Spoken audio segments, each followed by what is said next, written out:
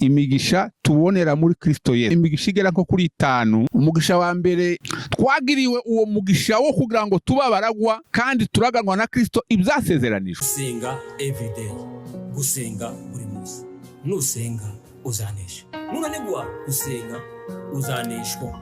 Senga. Reka ngusuhuze inshuti ya Gusenga everyday, nizere ko mumeze neza. Musuzumwe kumwe nanje Manakiza Edouard, abari mu Rwanda, Shalom, abari mu Burundi, Shalom, abari muri Mozambique, Malawi, Afrika y'Epfo, abari muri Kenya, abari muri Congo, abari muri Uganda, abari muri Afrika mwese mushaka kumva Ikirundi n'Ikinyarwanda n'Ikinyamurenge n'Ikinyabwisha. Tubahaye ikaze kuri Gusenga everyday.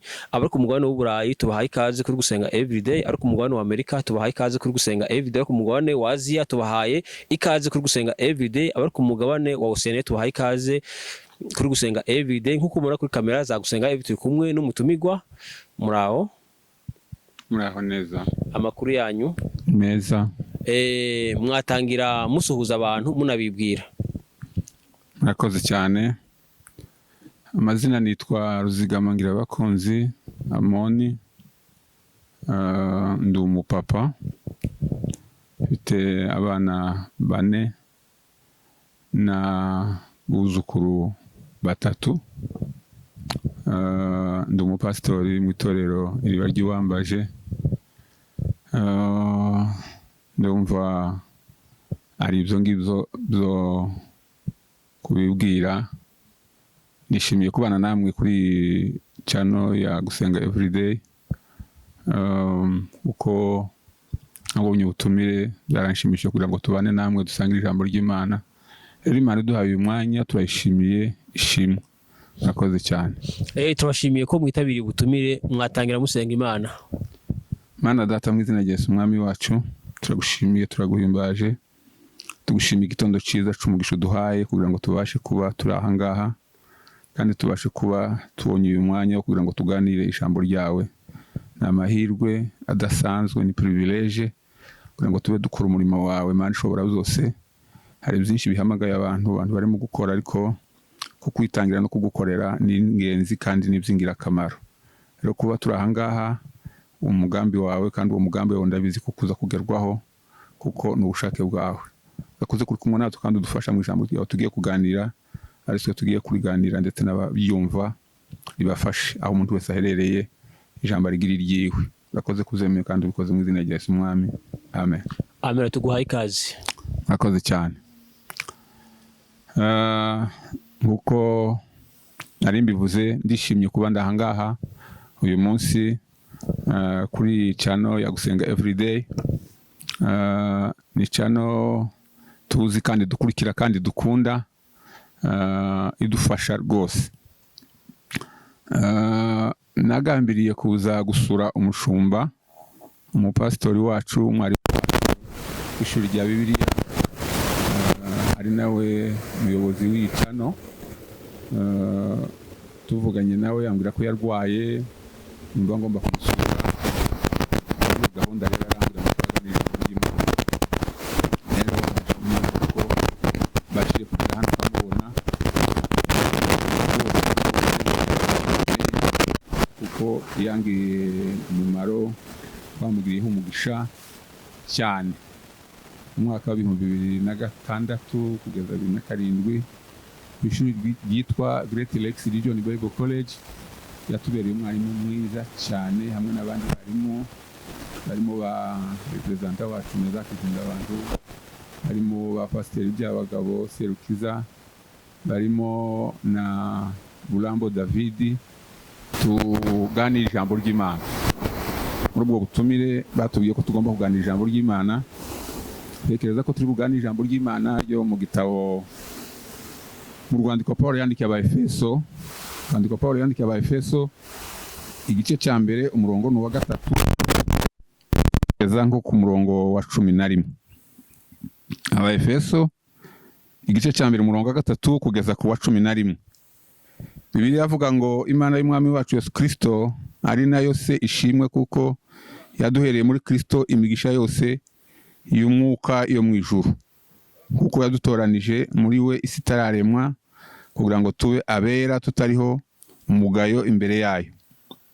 Kuko yagambiriye kera ubw'urukundo rwayo kuduhindura abana bayo, tubiheshejwe na Yesu Kristo kubw'ineza n'ubushake bwayo, kugira ngo ubuntu bwayo butagira akagero bushimwe ubwo yaduhereye mu mukunzi wayo. Niwe waduhesheje gucungurwa kubw'amaraso ye, ariko kubabarirwa ibicumuro byacu nk'uko ubutunzi bw'ubuntu bwayo buri. Ubwo yadushagishijeho bukatubera ubwenge bwose no kumenya, itumenyesheje ubwiru bw'ibyo ishaka kubw'ineza y'ubushake bwayo, ari byo yagambiriye kera, kugira ngo ibihe nibisohora ibone uko iteraniriza ibintu byose muri Kristo, ari ibiri mu ijuru cyangwa ibiri mu isi. Kubw'uwo natwe twarazwe umurage tubitoranirijwe kera kuko Imana yabigambiriye. Amen. Iri niryo jambo tugiye kuganira uyu munsi. Tugiye kuganira hejuru y'imigisha ibonerwa muri Kristo Yesu. Imigisha ibonerwa muri Kristo Yesu. Umuntu ashobora kuba ari muri Kristo ariko atazi imigisha tubonera muri Kristo Yesu, cyangwa se imigisha yarayitiranyije. Ariko iki cyanditswe cyatubwiye neza imigisha tubonera muri Kristo Yesu. Niyo dushaka kugira ngo tuganireho. Iki cyanditswe kiravuga imigisha igera nko kuri 5. Umugisha wa mbere Bibiliya atwereka ko twatoranijwe. Umugisha wa kabiri Bibiliya katwereka ko twahinduwe abana b'Imana. Umugisha wa gatatu Bibiliya katwereka ko twagiriwe ubuntu. Umugisha wa kane Bibiliya katwereka ko twacunguwe. Umugisha wa gatanu Bibiliya katwereka ko twashizweho ikimenyetso. Iyo ni imigisha yose 5 iyo mu buryo bw'umwuka. Ariko iyi migisha si y'abantu bajya batindaho cyane, sinayo abantu bajya batumbira cyane, sinayo abantu bajya bareba cyane.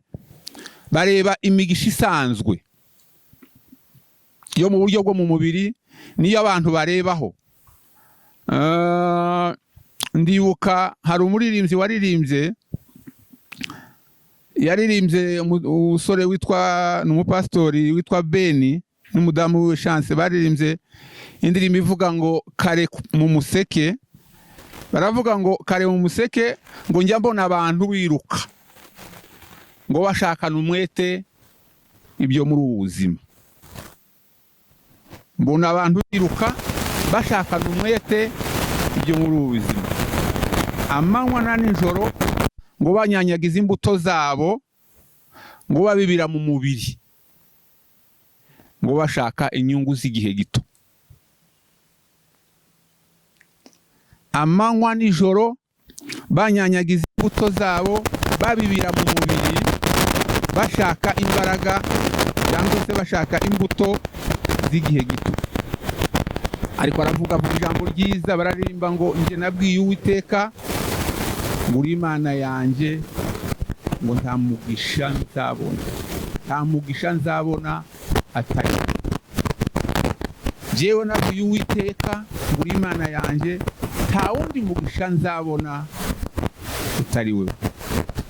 Uwo ni wo mugisha abakristo bagombye guharanira, ni wo mugisha abakristo bagombye kumenya, ni wo mugisha abakristo bagombye kwitaho. Uri Imana yanjye, nabwiye Uwiteka ngo uri Imana yanjye, nta mugisha nzabona utari wewe. Niyo aya magambo rero Paulo yanditse. Paulo ni wanditse iki gitabo, mu bitabo yanditse ari muri gereza afunze, niko inyigisho za Bibiliya zivuga. Paulo yanditse i Roma afunze. Muri uko gufungwa kwiwe akora igikorwa nk'iki, yandika ibitabo bigera kuri 4. Yandika igitabo cy'Abaefeso, igitabo cy'Abafilipi, igitabo cy'Abakolosayi n'igitabo cya Filemoni. Kandi intego yiwe kwandika kwari ukwereka abantu, kino gitabo kwari ukwereka abantu imigisha ibonerwa muri Kristo Yesu. icyo yashakaga kuvuga.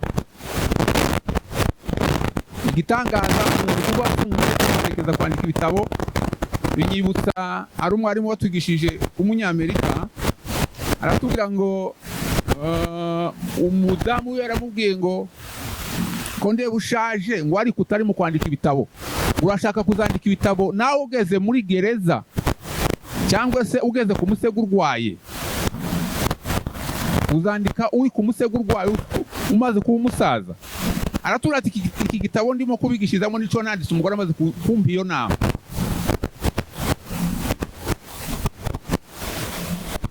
Imigisha ibonerwa muri Kristo Yesu. Twabonye ko umugisha wa mbere ari ugutoranywa. Imana yaradutoranyije. Bibiliya iravuga ngo twatoranyijwe muri we isi itararemwa kugira ngo tube muri we tutariho umugayo. Imana yadutoranije muri Kristo Yesu isi itararemwa kugira ngo tube muri we tutariho umugayo. Ni Petero wa mbere igice cya mbere n'umurongo wa 2. Nimuza kubona umwanya murahasoma, ijambo ry'Imana ritubwira ni ugutoranywa. Abantu ntibaza baha ibintu agaciro cyane, ariko iyo utekereje ko wewe wakijijwe ukamenya Imana, ukumva iby'Imana, ntaco wakoze ubwawe, Imana yaragutoranyije, ni umugisha ukomeye. Wowe umugisha ugomba gutindaho, ni umugisha ugomba gutekerezaho, ni umugisha ugomba kumva, ukumva iyo ari privilege idasanzwe kugira ngo wowe utoranywe mu magana menshi y'abanyabyaha. Imana yaragutoranyije, Imana yaragutoranyije. Umugisha wa kabiri nuwo guhindurwa abana b'Imana. Twahindutse abana b'Imana. Muri Yohana igice cya mbere n'umurongo wa 12 haravuga ngo bakundwa ubu turi abana b'Imana. Haravuga ngo uko tuzasa ndikurerekanwa.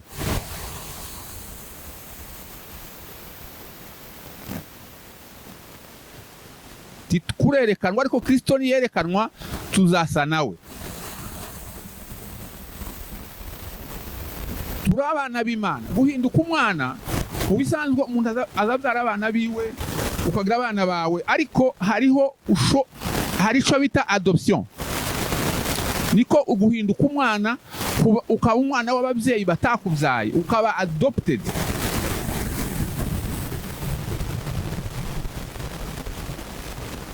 Mu mategeko adoption ibamwe uburyo bibiri, habaho full adoption hakaba na simple adoption. Simple adoption ni igihe uvuka mu muryango runaka utarakubyaye, ariko ukaba ugifite na droit iwanyu mu muryango uvukamo. Naho full adoption ni ukuba wewe waravuye muri wa muryango uvukamo burundu ukapartena muri wa muryango musha wa kwadopsi.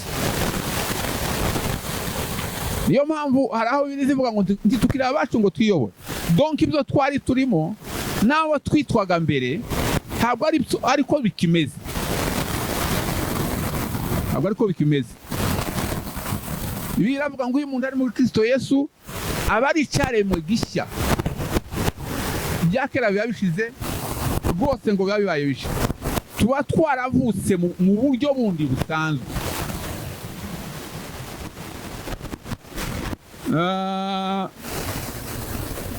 Ni ingenzi, ni ingirakamaro ko buri muntu wese yiyumva ko agomba kwishimira ko yabaye umwana w'Imana, ko yavutse mu muryango w'abana b'Imana. Imiryango isanzwe umuntu uza uyisangamo ugasanga gusa waravutse mu muryango wa runaka, nta rundi ruhare uba warabigizemo. Usanga ababyeyi bari barunaka na nyira runaka. Ariko kuba mu muryango w'Imana birasaba ko witaba umuhamagaro.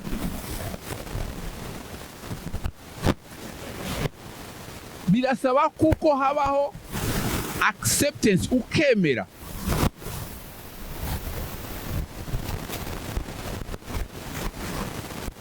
Wagizwe abana b'Imana. Kandi uwo ni umugisha twahawe, uwo ni umugisha twabonye.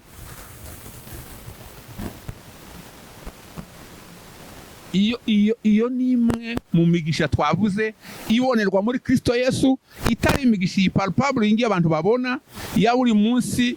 Iyo twavuze uwo muririmbyi yaririmbye yavuze ngo abona abantu bagenda kandi ngo bashaka iby'ubu buzima, ibizashira,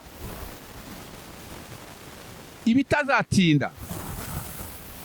Izo nizo mbuto ngo abantu birirwa babiba kandi ngo zifite inyungu mu gihe gito.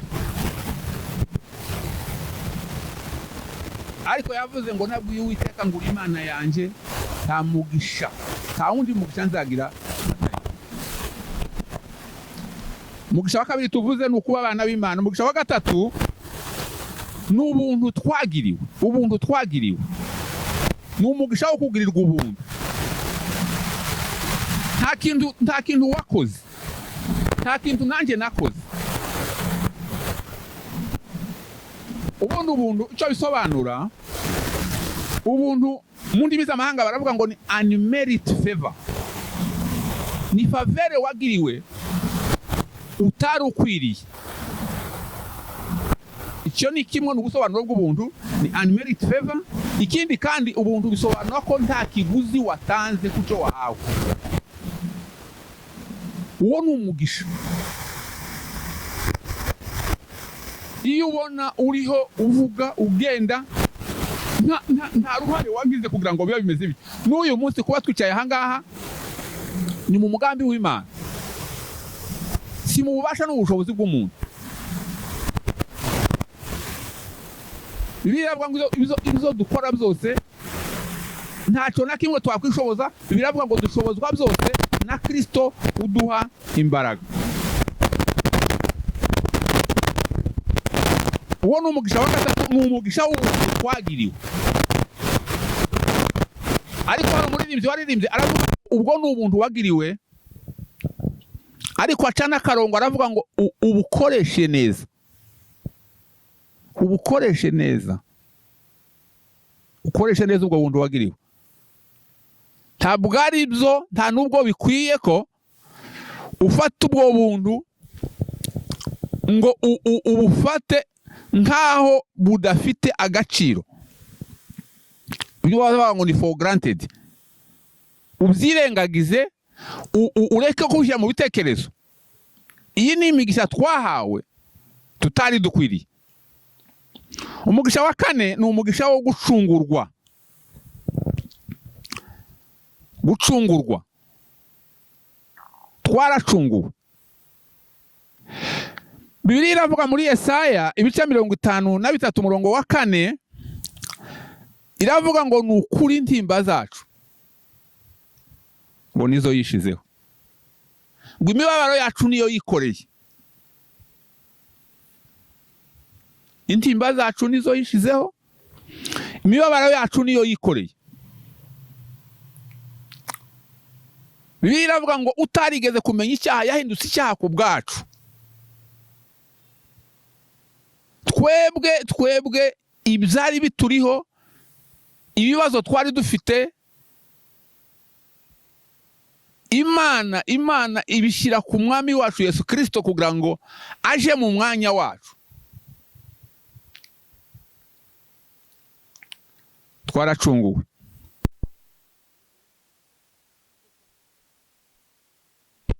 Tuzishimira tukabona umugisha twagize wo gucungurwa. Iyo Yesu ataza hano mu isi, cyangwa se umwana w'umuntu atagira ubwo buntu, byari kuba bimeze bite? Umugisha wa gatanu ni umugisha wo kuba baragwa. Turaba héritier, turabaragwa, turaganwa na Kristo, tuzaraganwa na Kristo byasezeranyijwe. Turabaragwa. Ibintu bya bavukana bazi ko basangiye umubyeyi, ababyeyi bamwe, ariko bikagorana. Bagera igihe cyo cimirage no kugabana n'ibindi bikaba ibibazo. Ariko twebwe twagiriwe uwo mugisha wo kugira ngo tuba abaragwa kandi turaganwa na Kristo ibyasezeranijwe.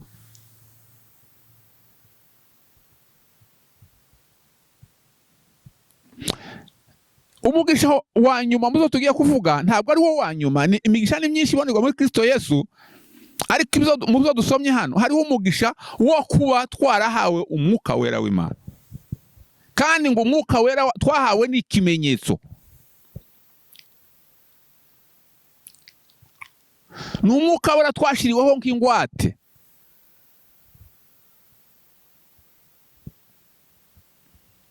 Iyi ni imigisha yose tugomba gutekerezaho, tugomba kumva, tugomba gutekereza, tugaha agaciro. Hari umuririmbyi waririmbye nanone, Minisiteri ya Gisubizo yaravuze ngo yanyambuye umwambaro wo kurimbuka, yanyambuye umwambaro wo kurimbuka, ngo anyambika umwambaro w'igiciro cyinshi. Yanyambuye umwambaro wo kurimbuka, ngo anyambika umwambaro we w'igiciro cyinshi. Akenshi abantu bajya bagira ngo ibyo babona nibyo babashije kugeraho ngo ni imbaraga zabo zabikoze, ngo ni ubushobozi bwabo bwatumye babigeraho. Bibiliya iravuga mu gitabo hano dusoma mu gitabo cy'Abaroma, cy'Abakorinto ba mbere, Abakorinto ba mbere igice cya 7 umurongo wa 7, haravuga ngo niki ufite wewe ngo utahawe, qu'as-tu qui n'a pas été donné, niki ufite utahawe. Ni amagambo ngo Paul yanditse muri iki gice. Hari abantu bashaka kurutanisha abantu n'abandi, no kumva ko hari abantu bamwe bafite icyo barushije abandi kandi bakiyumva ko hari uruhare babigizemo, ariko aravuga ngo ninde ufite icyo atahawe n'umwe wavuga, qu'as-tu qui n'a pas été reçu, niki ufite utahawe. Imana idufashe, Imana itugenderere tubashe gutekereza ku migisha twaboneye muri Kristo Yesu, iyo tuzagombaga kubona, iyo dushoboye kwigezaho, ariko Imana yarayitugeneye kugira ngo tugereho kandi ibi yacu. Iyo migisha yabaye ingabire yacu, iyo migisha twagenewe, imigisha twahawe.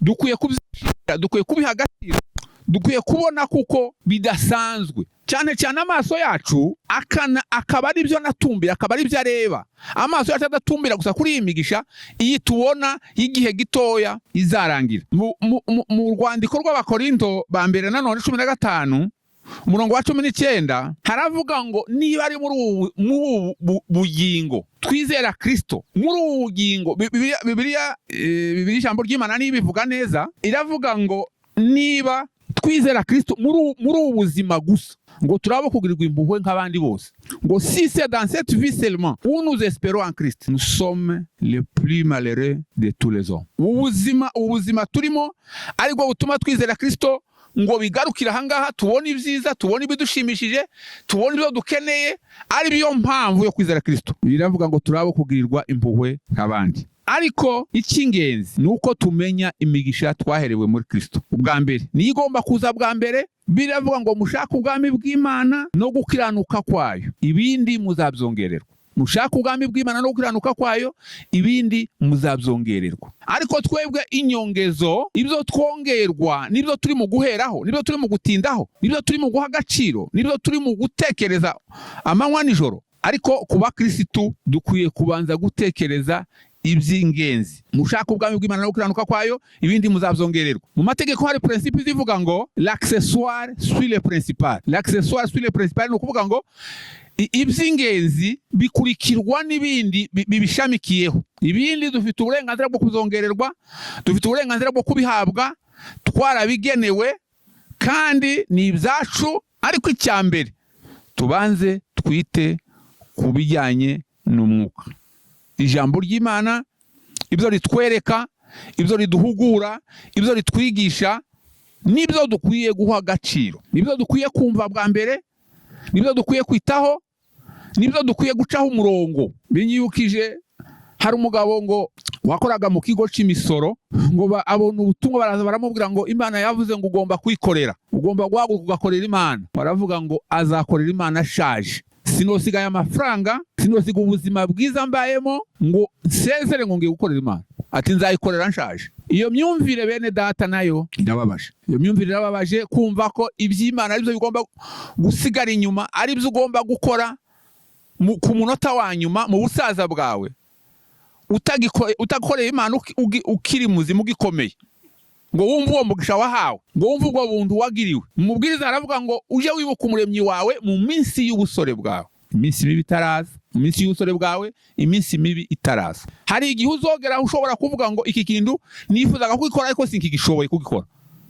Profite rero uyu mwanya ugifite ayo mahirwe kugira ngo ukore icyo Imana yakugeneye. Imana yakugeneye. Ejo hari ijambo ryanshimishije, narimo nkurikira graduation y'abanyeshuri muri Kenya. Chancellor waho aravuga ngo umuntu wese agomba kumenya icyo Imana yamuremeye, kandi yakuremeye ikanakuzana hano ku isi. Hari igihe abantu mbese baderute, bataye inzira, bagata umurongo, ariko uwari kwibaza ngo ese niki naremewe gukorera Imana muri iyi si, kandi icyo naremewe se ndi kugikora, ndi no mu nzira iganisha kuri icyo ngicyo Imana yandemeye. Gukorera Imana ntabwo abantu benshi babyumva. Hari bamwe babona bakorera Imana bakavuga ngo nabateka mitwe, abandi ngo nababuze icyo bakora. Ariko twararemwe kandi twaremewe gukorera Imana. Reka tubihe agaciro, reka tubyumve, reka tubisobanukirwe. Si niyo migisha yonyine, no mu buryo busanzwe hari umugisha ugira wo kugira skills nziza, ukagira imyumvire mizima. Iyo myumvire mizima hari abatayifite, bahora bashije mu buryo butari bwo, bumva ibintu negativement, ariko wowe ukabyumva neza kandi ukabyumva uganishije mu bushake bw'Imana. Iyo myumvire nayo si wowe wayihaye, ni umugisha Imana yakugeneye, ni umugisha Imana yaguhaye kugira ngo ubashe kumva ibintu muri ubwo buryo, ubashe kumva ibintu mu buryo bworoheje. Mu rwandiko Pawulo yandikiye Abakorinto aravuga ngo muzirikane guhamagarwa kwanyu bene data, ngo kuko abanyabwenge bahamagawe si benshi, ngo n'abakomeye bahamagawe si benshi, ngo n'imfura zahamagawe si nyinshi. Kuba warahamagawe, kuba wumva icyo Imana yaguhamagariye, ukagira iyo myumvire mizima myiza yo kwakira volonté y'Imana, yo kwakira plan z'Imana kuri wewe, uwo ni umugisha ntagereranywa, uwo ni umugisha udasanzwe, uwo ni umugisha udafite bose.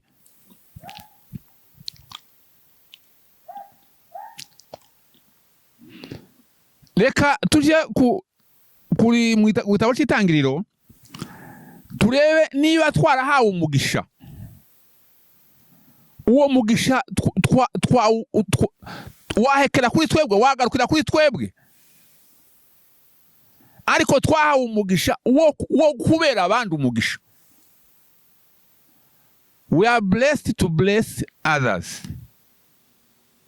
Twahawe umugisha ngo tubere abandi bantu umugisha.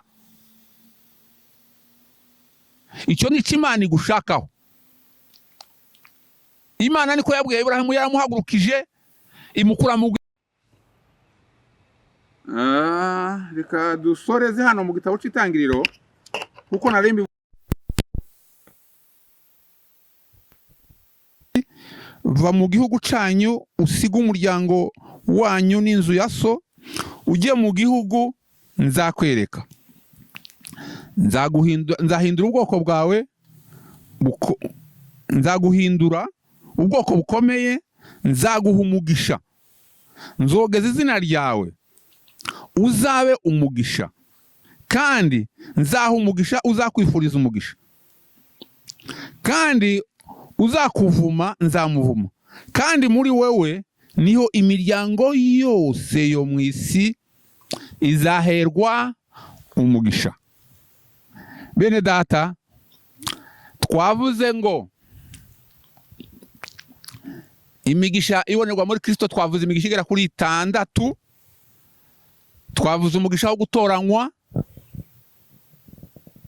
twavuze umugisha wo guhindurwa abana b'Imana, twavuze umugisha wo kugirirwa ubuntu, twavuze umugisha wo gucungurwa, twavuze umugisha wo kuragwa tukabona umurage, twavuze umugisha wo guhabwa umwuka wera nk'ikimenyetso.